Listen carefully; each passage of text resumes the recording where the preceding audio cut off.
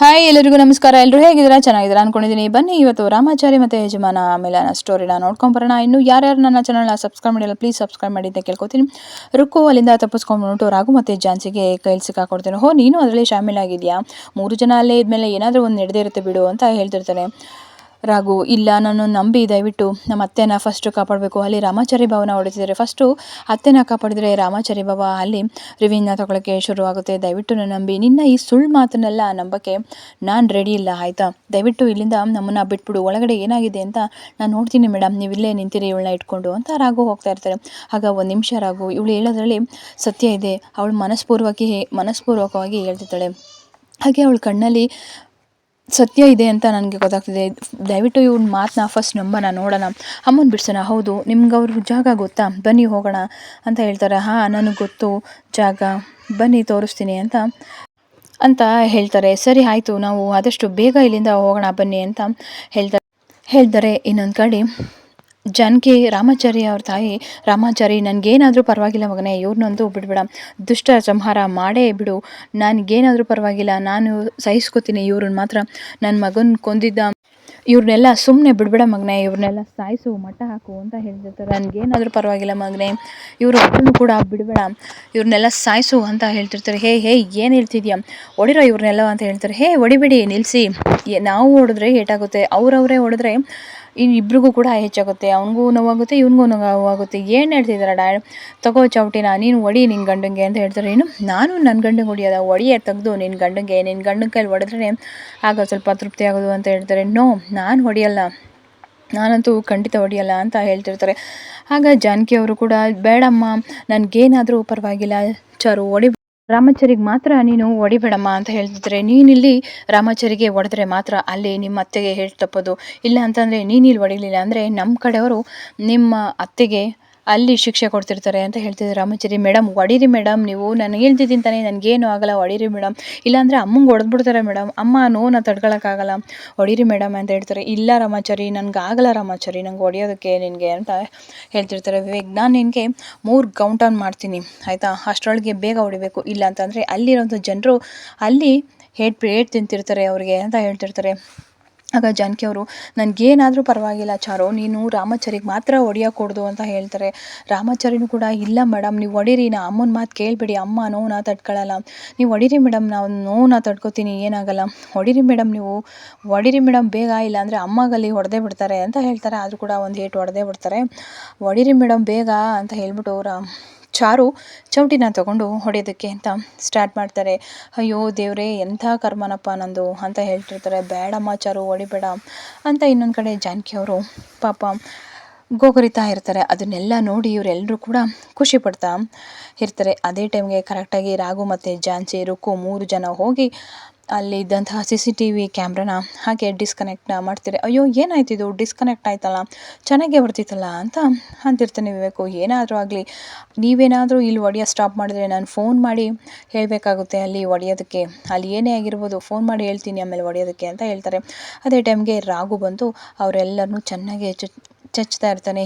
ಏನು ಅಂದ್ಕೊಂಡಿದ್ದೀರಾ ನೀವು ಅಂತ ಹೇಳ್ಬಿಟ್ಟು, ದುಡ್ಡಿನ ಆಸೆಗೆ ಇವ್ರನ್ನೆಲ್ಲರೂ ಕೆಟ್ಟ ಕೆಲಸ ಮಾಡೋಕ್ಕೆ ನಿಂತಿದ್ದೀರಾ ಅಂತ, ಒಂದು ಹೆಂಗ್ಸನ್ನು ಕೂಡಾಕಿ ನಿಮ್ಮ ಪೌರುಷ ತೋರಿಸ್ತಿದ್ದೀರಾ ಅಂತ ಹೇಳ್ಬಿಟ್ಟು ಚೆನ್ನಾಗಿ ಎಲ್ಲರಿಗೂ ಆಗೋಷ್ಟು ಚತ್ತಾರೆ. ಆಗ ರುಕ್ಕು ಬಂದು ಅವ್ರ ಅತ್ತೆಗೆ ಕಟ್ಟಿದಂತಹ ಕಟ್ಟನ್ನು ಬಿಚ್ಚುತ್ತಾಳೆ. ನೀನು ಇನ್ನೂ ಯಾವ ಮುಖ ಇಟ್ಕೊಂಡು ಬಂದು ಇಲ್ಲಿ ನಿಂತಿದ್ಯಾ, ಇನ್ನೂ ಯಾರನ್ನು ಸಾಯಿಸ್ಬೇಕು ಅಂತ ಬಂದು ಇಲ್ಲಿ ನಿಂತಿದ್ಯಾ ಅಂತ ಮಾತಾಡ್ತಿರ್ತಾರೆ.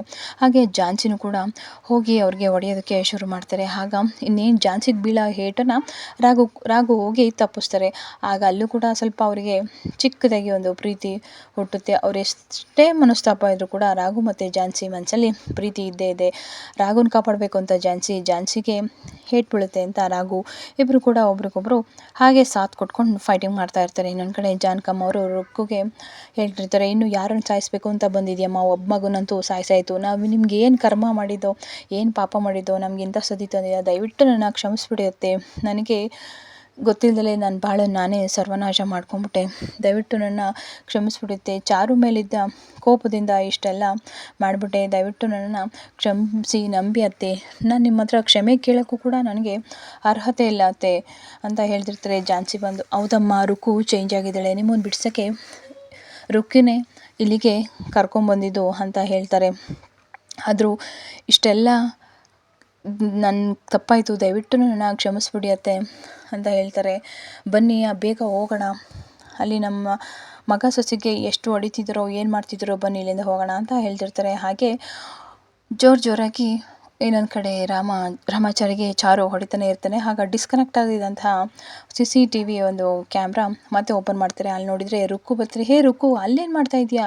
ಓ, ನೀನಿಲ್ಲಿ ರಾಮಾಚಾರಿನ ಸಾಯಿಸಿಬಿಟ್ಟು ಅಲ್ಲೇನು ಮಾಡೋಕ್ಕೆ ಹೋಗಿದ್ಯಾ? ಓ, ನಿಮ್ಮ ಅತ್ತೆಗೆ ಬಿಟ್ಟು ಆಟ ಕಳ್ಸಕ್ಕೆ ಹೋಗಿದ್ಯಾ? ನೋಡ್ದಾ, ಇಲ್ಲಿ ನಾವು, ಅಲ್ಲಿ ಅತ್ತೆ ಅಂತ ಹೇಳ್ತಾರೆ. ಆಗ ಏನಿದು, ಇವಳು ನಿಂತಿದ್ದಾಳಲ್ಲ ಅಂತ ಹೇಳ್ತಾರೆ.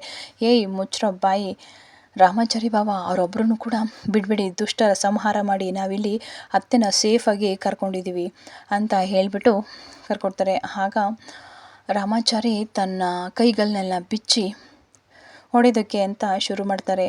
ಆದಷ್ಟು ಬೇಗ ನಾವು ಇಲ್ಲಿಂದ ಹೋಗಬೇಕು, ಅಲ್ಲಿ ನನ್ನ ಮಗ ಸೊಸೆ ಏನು ಮಾಡ್ತಿದ್ದಾರೋ, ಅವ್ರಿಗೆ ಎಷ್ಟು ಕಾಟ ಕೊಡ್ತಿದ್ದಾರೋ, ಬರ್ತಿದ್ದೀವಿ ಅಂತ ಹೇಳಿಬಿಟ್ಟು ಅಲ್ಲಿಂದ ಹೊರಟಾಗ್ತಾರೆ. ರಾಘು ಝಾನ್ಸಿ ಎಲ್ಲರೂ ಕೂಡ ಅಲ್ಲಿಂದ ಹೊರಟು ಬರ್ತಾರೆ. ಇನ್ನೊಂದು ಕಡೆ ಜೋರಾಗಿ ಫೈಟಿಂಗ್ ನಡೀತಲೇ ಇರುತ್ತೆ.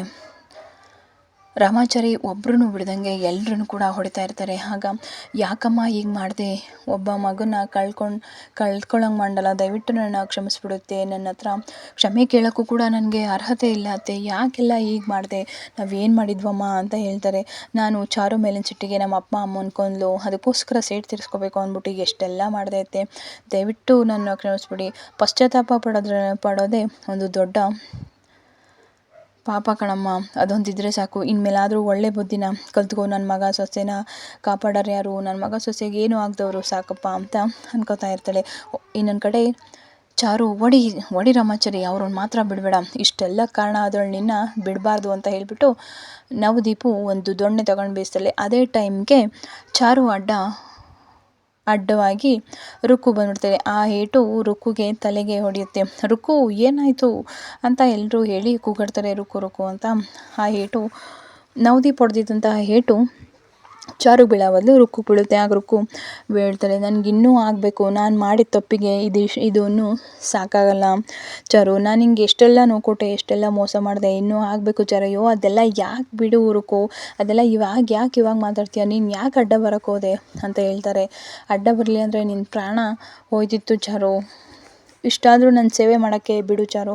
ನೋಡು, ಈಗಲೂ ಕೂಡ ನೀನು ನನ್ನ ಮೇಲೆ ಎಷ್ಟು ಕಂಜಿ ತೋರಿಸ್ತಿದ್ಯಾ, ನನ್ನ ಎಲ್ಲ ತಪ್ಪಿನ ಅರಿವಾಗಿದೆ ಚಾರು, ದಯವಿಟ್ಟು ನನ್ನ ಕ್ಷಮಿಸ್ಬಿಡು. ನಾನು ನಿನ್ನ ಹತ್ರ ಕ್ಷಮೆ ಕೇಳಬೇಕು ಅಂತಲೂ ಕೂಡ ಅರ್ಹತೆ ಇಲ್ಲ, ದಯವಿಟ್ಟು ನನ್ನ ಕ್ಷಮಿಸ್ಬಿಡು ಅಂತ ಹೇಳ್ತಾರೆ ನವದೀಪು.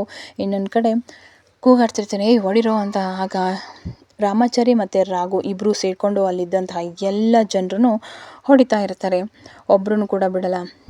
ಕೊನೆಗೆ ವಿವೇಕ್ನು ಕೂಡ ಚೆನ್ನಾಗಿ ಹೊಡಿತಾ ಇರ್ತಾರೆ. ಹೇ ಪೊಲೀಸ್ ಅಂತ ಹೇಳ್ತಿರ್ತಾನೆ. ಆ ಪೊಲೀಸ್ ಬಂದಿದ್ದಂಥ ಗಾಬರಿಯಲ್ಲಿ ವಿವೇಕ್ ಮತ್ತು ನವದೀಪ್ ಇಬ್ಬರು ಕೂಡ ಅಲ್ಲಿಂದ ಎಸ್ಕೇಪ್ ಆಗೋಗ್ತಾರೆ. ಆಗ ಮಿಕ್ಕಿದಂಥ ಕಳ್ಳರಲ್ಲೇ ಎಲ್ಲರನ್ನೂ ಕೂಡ ಅರೆಸ್ಟ್ ಮಾಡೋಕ್ಕೆ ಅಂತ ಹೋಗ್ತಾರೆ. ಆಗ ಅಲ್ಲೇ ಇದ್ದಂತಹ ಮಾನ್ಯತನೂ ಕೂಡ ಓಡೋಕ್ಕೆ ಅಂತ ಹೋಗ್ತಾ ಇರ್ತಾಳೆ. ಇನ್ನೊಂದು ಕಡೆ ವಿವೇಕ್ ಮತ್ತು ನವದೀಪ್ ಇಬ್ಬರು ಕೂಡ ರೋಡಲ್ಲಿ ಹಿಂದೆಯಿಂದ ಔಸ್ಕೊಂಡು ಓಡಾಡ್ತಿರ್ತಾರೆ. ಯಾವುದೋ ಒಂದು ಕಾರ್ ಬರುತ್ತೆ, ಅದ್ರ ಹಿಂದ್ಗಡೆನೂ ಕೂಡ ಪೊಲೀಸ್ ಚೇಸ್ ಮಾಡ್ತಿರ್ತಾರೆ. ಆದರೂ ಕೂಡ ಯಾವುದೋ ಒಂದು ಕಾರ್ ಹತ್ಕೊಂಡು ಹೊರಟೋಗ್ತಾರೆ. ಆಗ ನಂಬರ್ನ ಟ್ರೇಸ್ ಮಾಡಿ ಎಲ್ಲ ಸ್ಟೇಷನ್ಗೂ ಕೊಡಿ ಅಂತ ಹೇಳ್ತಾ ಇರ್ತಾರೆ. ಇನ್ನೊಂದು ಕಡೆ ಮಾನ್ಯತೆ ತಪ್ಪಿಸ್ಕೊಂಡು ಹೋಗ್ತಿರ್ಬೇಕಾದ್ರೆ, ಇಷ್ಟೆಲ್ಲ ಮಾಡಿದ್ರು ಕೂಡ ನೀನು ತಪ್ಪಿಸ್ಕೊಂಡು ಹೋಗ್ತಿದ್ಯಾ ಛೇ ಅಂತ ಝಾನ್ಸಿ ಬೈತಾಳೆ. ಇದಿಷ್ಟು ಇವತ್ತಿನ ಸ್ಟೋರಿ. ನಿಮ್ಮೆಲ್ರಿಗೂ ಇಷ್ಟ ಆಗಿದರೆ ಪ್ಲೀಸ್ ನನ್ನ ಚಾನಲ್ನ ಸಬ್ಸ್ಕ್ರೈಬ್ ಮಾಡಿ, ಲೈಕ್ ಮಾಡಿ, ಸಪೋರ್ಟ್ ಮಾಡಿ, ಏನೇ ತಪ್ಪಿದ್ರೂ ಕಾಮೆಂಟ್ ಮಾಡಿ ಅಂತ ಕೇಳ್ಕೊತೀನಿ. Thank you.